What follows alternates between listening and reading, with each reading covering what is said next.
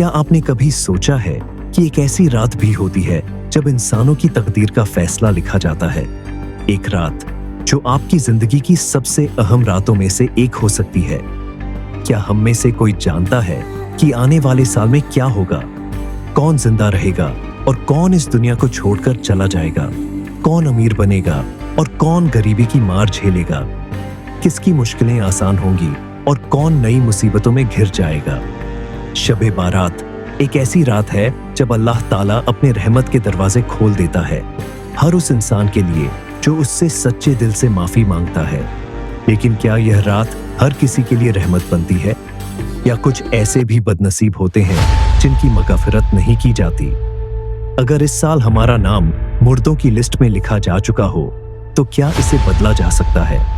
आज की इस वीडियो में हम आपको बताएंगे शब-ए बारात की हकीकत क्या है, इस रात में इंसानों की तकदीर कैसे लिखी जाती है, कौन कौन से लोग हैं जिन्हें अल्लाह इस रात भी माफ नहीं करता, इस रात को कैसे गुजारे ताकि हमारी मग़फ़िरत हो जाए। तो दोस्तों, अगर आप भी यह सब जानना चाहते हैं और इस बरकत वाली रात को अपनी तकदीर बदलने का जरिया बनाना चाहते हैं तो इस वीडियो को आखिर तक देखें। शब-ए बारात इस्लाम में उन खास रातों में से एक है जिसकी फजीलत कुरान और हदीस दोनों से साबित है। यह रात शाबान की 15वीं रात होती है जिसे अरबी में लैलतुल कहा जाता है, मुबारका भी कहा जाता है। इस रात को बरकत की रात और रहमत की रात भी कहा जाता है क्योंकि इस रात में अल्लाह अपने बंदों पर खास रहमतें और इनामात फरमाता है। कुरान पाक में अल्लाह ताला फरमाता है, हमने इस किताब कुरान को एक मुबारक रात में उतारा क्योंकि हम लोगों को आगाह करने वाले हैं। इस रात में हर अहम फैसला लिख दिया जाता है। सूरह अद-दुखान 54 3 से 4।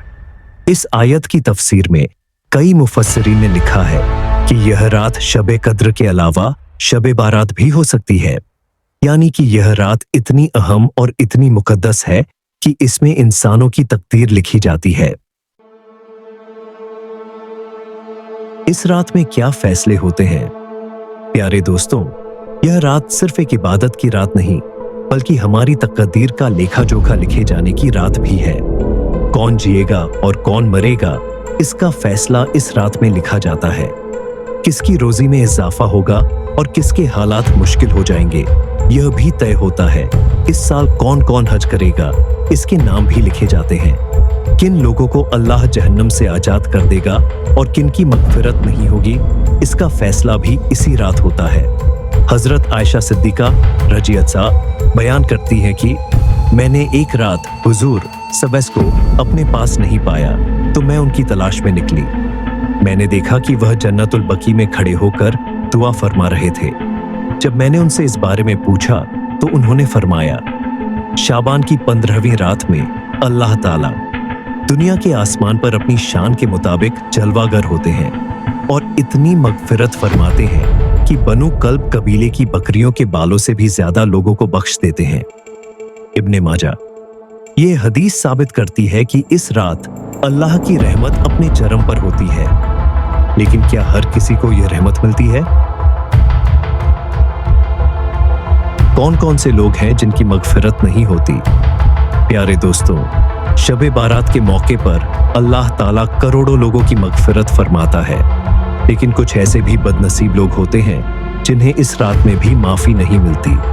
हदीस शरीफ में आता है कि अल्लाह ताला इस रात में हर किसी को माफ़ कर देता है सिवाय कुछ लोगों के, शिर्क करने वाले, यानी जो अल्लाह के साथ किसी और को शरीक करते हैं, किसी से बग़ज़ और नफ़रत रखने वाले, यानी जो दिल में किसी के लिए कीना रखते हैं, किसी को नाहक कत्ल करने वाले, यानी जो किसी का गलत तरीके से खून बहाते हैं, माँ बाप की नाफरमानी करने वाले, यानी जो अपने माँ बाप की नाफरमानी करते हैं, जादू टोना करने वाले, यानी जो दूसरों पर जादू और टोना करते हैं, रिश्तेदारों से कटने वाले, यानी जो अपने रिश्तेदारों से नाता तोड़ते हैं। अगर हम इन बुराइयों में से किसी एक में भी शामिल हैं तो हमें इस रात तौबा करने की ज़रूरत है।